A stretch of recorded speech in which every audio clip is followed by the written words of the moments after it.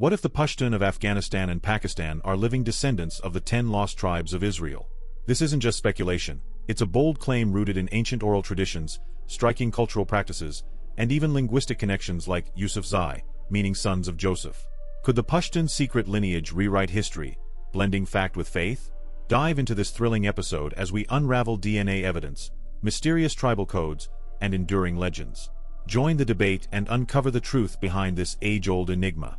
Imagine a people just vanishing from history, like swallowed up by the sands of time.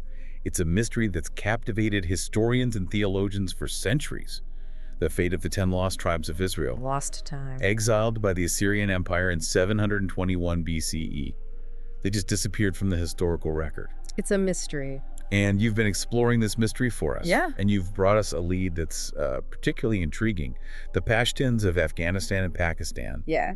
Could they, with their claim of being Bani Israel, hold the key to uncovering this lost chapter of biblical history? Well, it's a claim that's as audacious as it is captivating. I mean, think about it. An entire population lost to time, potentially resurfacing in a region few would expect. Right. I mean, it's a puzzle that compels us to examine the evidence you've collected. Right. Oral histories whispered through generations, tribal names echoing biblical figures, cultural practices seemingly untouched by time, even the very geography of the Pashtun homeland. And of course, there's the DNA evidence, the ultimate test of lineage. Okay, so let's rewind the clock back to 721 BCE. What led to the disappearance of these 10 tribes in the first place? Well, the Assyrian Empire, known for its ruthlessness, conquered the northern kingdom of Israel. And they scattered the 10 tribes to weaken their resistance. It was a brutal tactic. divide and conquer. Yeah, divide and conquer, disperse a people, and they're less likely to rebel. And this has been a tactic used by empires throughout history. For most of these tribes, assimilation into other cultures seems to have been their fate. Their story ends there, lost to the annals of time. But then you have the Pashtuns emerging centuries later with their own compelling tale of exile and survival. That's where things get really fascinating. The Pashtun elders for centuries have preserved oral histories detailing their ancestors' exile from the Holy Land. They speak of arduous journeys eastward, Right. mirroring the biblical accounts, and even claim descent from specific Israelite tribes, Ephraim, Levi, Reuben. Ephraim, Levi, Reuben. You've got to admit, the level of detail in some of these accounts is striking. They paint a very vivid picture, echoing the hardships and migrations described in biblical texts. Now, it's crucial to approach oral histories with a healthy dose of skepticism, Oh, absolutely. because, as we know, they can be embellished or distorted over time. For sure. But their very existence and persistence within the Pashtun community point to a deep-rooted conviction about their connection to ancient Israel. It's more than just stories, though. You pointed out some intriguing connections between certain Pashtun tribal names and those of the biblical Israelites. The Yusufzai, one of the most prominent Pashtun tribes, translates to sons of Joseph. Sons of Joseph. And then there's the Afridi tribe, their name bearing a striking resemblance to the biblical tribe of Ephraim. If these names truly reflect Israelite ancestry, it suggests a remarkable degree of cultural continuity. It's hard to dismiss those parallels as mere coincidence, isn't it? It raises the question, could these names have been adopted through later interactions, perhaps with Jewish traders traversing the Silk Road? After all, the Pashtun homeland was a crossroads of civilizations where influences flowed from many directions. It's a tangled web, and we need to be careful not to jump to conclusions. Let's untangle that web a bit further. You highlighted a number of Pashtun customs that seem to mirror those of ancient Israelites. Take circumcision, for example. The Pashtuns, unlike many other Muslim communities, perform circumcision on the 8th day after birth, precisely as described in the biblical book of Genesis. It's a highly specific practice that sets them apart Right. and has fueled the debate about their origins. It makes you wonder, could this practice, along with others, be a vestige of their time in ancient Israel, preserved through generations even after their conversion to Islam? You also highlighted dietary laws practiced by the Pashtuns that share similarities with the kosher practices of Judaism. They avoid certain animals and adhere to specific methods of slaughter and food preparation, much like the ancient Israelites. And let's not forget their purity codes, resembling those outlined in the biblical book of Leviticus, with an emphasis on ritual cleanliness and separation. Right. It's as if we're catching glimpses of ancient Israelite culture woven into the fabric of Pashtun society. But could these practices have been introduced through contact with Jewish communities along those bustling Silk Road routes? It's a question that compels us to delve deeper into the historical context of the region. The Silk Road wasn't just a trade route. It was a conduit for the exchange of ideas, beliefs, and customs. Imagine the cultural fusion that must have taken place along those routes. Exactly. It's crucial to consider whether those Israelite customs could have been adopted through those interactions. We need to weigh all the possibilities before drawing any conclusions. Before we get too lost in the labyrinth of cultural exchanges, let's consider the geography of the Pashtun homeland itself. Their territory, marked by rugged mountains and deep valleys, is not easily traversed. Their homeland, geographically isolated, could have served as a cultural time capsule, shielding their traditions from the sweeping changes taking place in surrounding empires. This isolation might explain how practices and beliefs potentially originating from ancient Israel could have been preserved for centuries. It's like the very land itself helps safeguard their identity. It's fascinating to think about how geography and history intertwine to shape the destinies of entire peoples. Okay, we've delved into the historical backdrop, explored intriguing cultural parallels, and even considered the protective embrace of their geographical location. We've pieced together a compelling narrative so far, but we need to test it against the hard evidence, the DNA.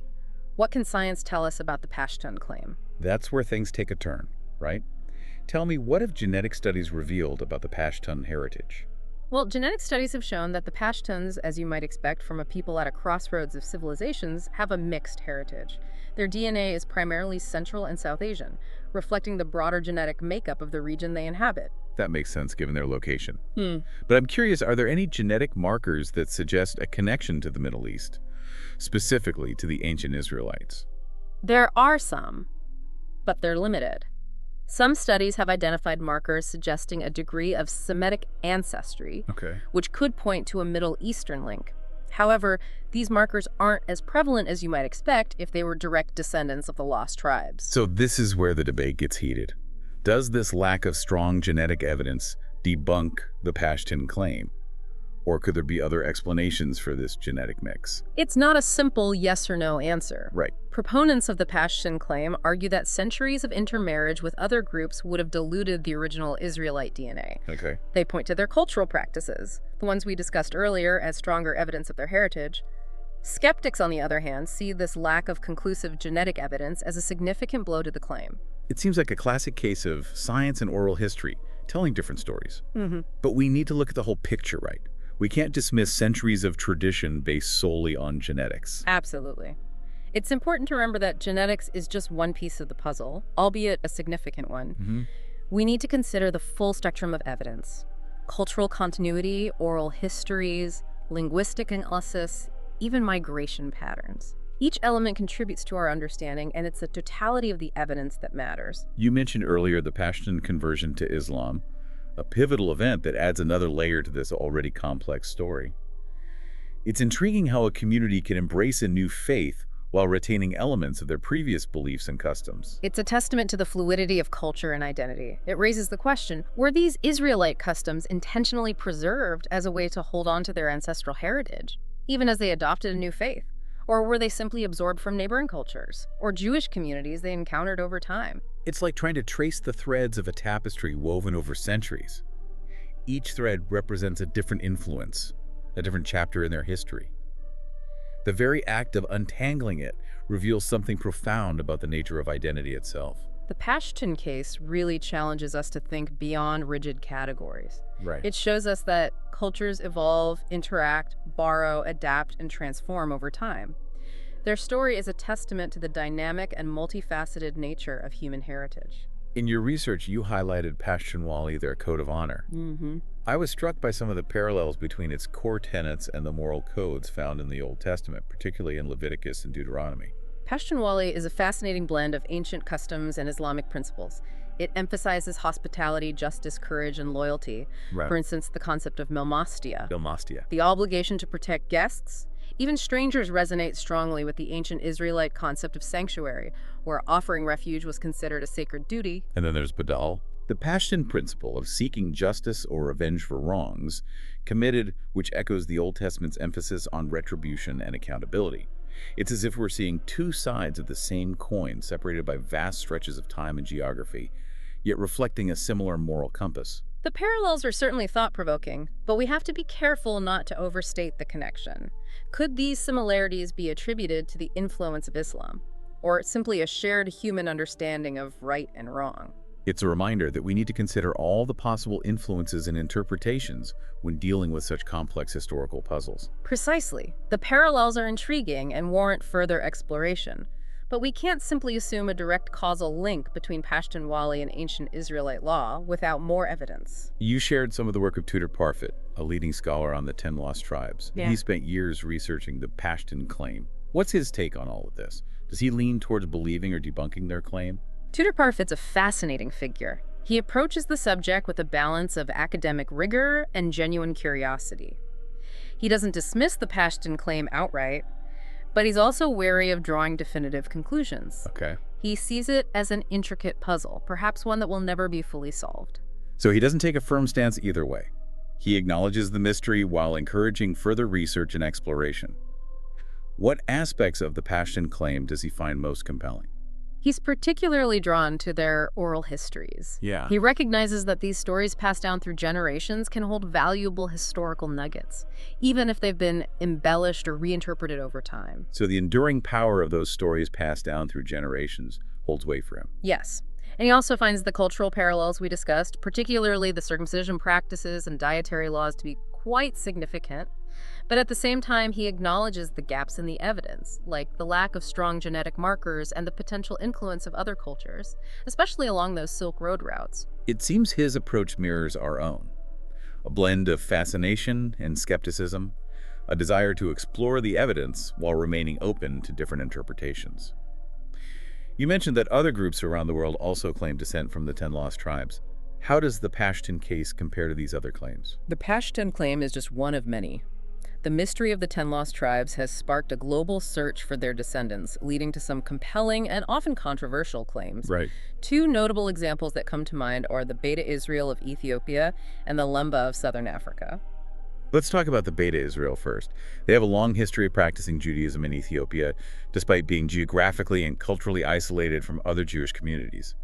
What's their story, and how does it connect to the Pashtun claim? The Bani Israel, also known as Ethiopian Jews, have a unique and ancient tradition of Judaism. Their practices, shaped by their isolation and the influence of local Ethiopian culture, differ in some ways from mainstream Judaism. However, their core beliefs and rituals are clearly aligned with Jewish tradition, and they've maintained a strong Jewish identity even in the face of persecution. Their story speaks volumes about the resilience of faith and identity, their ability to hold on to their beliefs even when separated from the larger community. What about their claim of Israelite descent? Is there evidence to support it? Unlike the Pashtuns, the Bani Israel have a stronger genetic link to the Middle East. Studies have shown shared genetic markers with other Jewish populations suggesting a common ancestry. So in their case, genetics and oral history seem to align more closely. You could say that. And they also have historical records and artifacts that support their claim, providing more concrete links to their past. What about cultural practices? Do they share any similarities with the Pashtuns? There are some interesting overlaps. The Bani Israel, like the Pashtuns, practice circumcision on the 8th day. They also observe dietary laws that resemble kosher practices, and they have a strong tradition of oral history, recounting their journey from ancient Israel to Ethiopia. It's remarkable how certain practices have persisted across cultures and continents, potentially tying these groups back to a common ancestral root. It's one of the most captivating aspects of these stories. Now, you also mentioned the Lemba people. They're a Bantu-speaking group in southern Africa who also claim Israelite descent. What makes their claim unique? The Lemba are a fascinating case. They claim to have migrated from the Middle East centuries ago, bringing with them a set of traditions that strikingly resemble those of ancient Israel. Their story is intriguing. You mentioned they have a tradition of avoiding pork, wearing yarmulkes, practicing male circumcision, and observing a weekly rest day, all practices that echo Jewish customs. But what really sets their claim apart is the DNA evidence, right? Yes. Genetic studies on the Lemba have revealed something quite remarkable. A significant portion of Lemba men carry a specific genetic marker known as the Cohen modal haplotype. This marker is directly associated with the priestly lineage of Aaron, the brother of Moses, in Jewish tradition. Wow, that's a direct genetic link to a specific lineage within ancient Israel. It certainly adds a significant layer of credibility to their claim. It's amazing how these three groups, the Pashtuns, the Bani Israel, and the Lemba, each with their unique blend of oral histories, cultural practices, and genetic evidence, all point back to this shared claim of descent from the 10 lost tribes. It's like having different pieces of a massive puzzle, each offering a glimpse into a larger, more complex picture. And we have to remember, these are just 3 examples. There are countless other groups around the world, from the Igbo of Nigeria to certain Native American tribes, who also claim a connection to the lost tribes. It's a global phenomenon. This search for the 10 lost tribes, reflecting our deep fascination with origins, identity, and the interconnectedness of cultures. It's a reminder that history is not a static narrative. It's an ongoing exploration, a constant process of discovery, debate, and reinterpretation. And often, the most captivating stories are those that defy easy categorization, those that leave us with more questions than answers. What's fascinating is that the very act of searching, of piecing together these fragments of oral history, cultural practices, and genetic data, reveals as much about the searchers themselves as it does about the lost tribes. It speaks to our fundamental human need to understand our origins, to find meaning and purpose in our shared past. It makes you question whether a simple DNA test can truly encapsulate the complexities of cultural heritage, or whether a community's deeply held beliefs passed down through generations hold a validity of their own.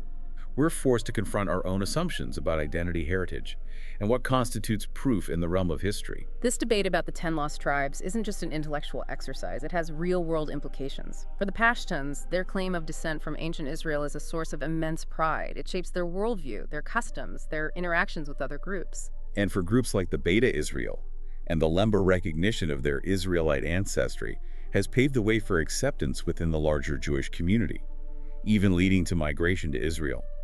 It's a powerful example of how history can shape the destinies of entire communities. But it also raises questions about who gets to define identity, who decides which claims are legitimate, and who benefits from these historical narratives. It's a reminder that history is often written by the victors, that marginalized communities often have to fight harder to have their stories heard, their traditions validated. As we've explored this mystery together, it's become clear that there are no easy answers. Each piece of evidence, each interpretation adds another layer of complexity.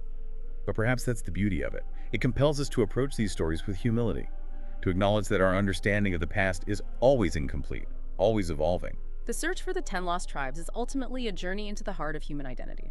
It's a quest to understand who we are, where we come from, how we connect to the broader tapestry of human history. And it's a journey that's as much about the questions we ask as it is about the answers we find. It reminds us that history is not just a collection of facts and dates. It's a living, breathing narrative woven from the stories, beliefs, and experiences of countless individuals and communities across time and space. And sometimes, the most compelling stories are those that leave us with a sense of wonder, a yearning to explore further, to dig deeper into the mysteries that lie at the heart of human existence. So as we wrap up this exploration, what's the key takeaway for our listeners? The most important takeaway, I believe, is that the search for identity, for a sense of belonging, is a universal human experience. Whether we're tracing our family tree, exploring our cultural heritage, or digging into ancient mysteries like the 10 lost tribes, we're all seeking to understand who we are and where we fit in the grand scheme of things. And the stories of the 10 lost tribes, in all their complexity and ambiguity, offer a powerful lens through which to examine these fundamental questions. They remind us that history is not a fixed narrative, but an ongoing conversation, a constant process of discovery, debate, and reinterpretation. And perhaps most importantly, they remind us that even in the face of exile, displacement, and the passage of time, the human spirit has an incredible capacity for resilience, a capacity for preserving its stories, beliefs, and its very sense of identity. Well said. We hope this exploration has sparked your curiosity, leaving you with a sense of wonder about the vast tapestry of human history and the countless stories that are still waiting to be uncovered. Keep asking questions, keep exploring, and keep an open mind. You never know what mysteries you might unravel along the way. As we conclude this exploration of the Pashtun claim to be the 10 lost tribes of Israel, we're left with more questions than answers. But perhaps that's the point. Their oral traditions, cultural practices, and tribal names like Yusufzai spark curiosity and controversy alike. Could their narrative rewrite the history of the Israelite diaspora? If their story has challenged your assumptions, let us know in the comments. Don't forget to like, subscribe, and share to join this fascinating conversation. The Pashtun story intertwines faith, culture, and history, raising profound questions about the nature of identity. DNA evidence offers tantalizing hints but remains inconclusive, leaving room for debate. Are genetics the ultimate arbiter of heritage, or do cultural practices carry equal weight? Your perspective matters. What do you think defines identity? Join the discussion, subscribe for more deep dives, and share this video to keep the conversation alive. Cultural parallels between the Pashtun and ancient Israelites, such as eighth-day circumcision and dietary laws, are too specific to ignore. Yet skeptics argue these are coincidences or products of cultural diffusion. What if these traditions are remnants of a lost Israelite legacy? Or could they reflect the blending of regional influences over centuries? Share your thoughts below, and let's unravel this historical puzzle together. Remember to like and subscribe for more intriguing explorations. The rugged geography of Afghanistan and Pakistan has sheltered the Pashtun traditions for centuries, preserving their unique customs. Could this isolation be the key to their cultural resilience, and a clue to their origins? Or does it obscure outside influences that shaped their practices? How do we separate myth from reality in such a complex narrative? If these questions intrigue you, share this video with fellow history enthusiasts and subscribe for more. The political implications of the Pashtun claim are as significant as the historical mystery itself. Recognizing their lineage could forge unexpected connections between Israel and South Asia, but might also ignite debates about identity politics. Should modern politics influence the acceptance of ancient claims? Or do these stories transcend borders and agendas? If this resonates, like this video, comment with your insights, and subscribe to continue the conversation. Comparisons with other groups claiming Israelite descent, like the Lemba and Beta Israel, reveal stark contrasts. Genetic markers supported the Lemba's priestly lineage, while the Beta Israel gained recognition through their cultural persistence. Could the Pashtun reliance on oral traditions redefine how we validate heritage? Is their claim equally compelling, or does it lack the same credibility? Let us know your take in the comments and subscribe for more thought-provoking content. The Pashtun narrative invites us to rethink the very concept of the 10 lost tribes. Are these tribes truly lost, or have they been hiding in plain sight, preserved in unexpected ways? Their story reminds us that history is not static. It's alive, evolving, and deeply personal. What if their legacy could inspire a broader understanding of shared human heritage? Subscribe to our channel and share this video to spread the dialogue. Ultimately, the Pashtun story is a testament to resilience, identity, and the enduring power of tradition. Whether their claim is validated or remains a mystery, it has already reshaped how we view the interconnectedness of history, culture, and belief. How will their journey inspire you to explore your roots? Join the debate, like this video, and subscribe to uncover more untold stories that challenge and enrich our understanding of the past.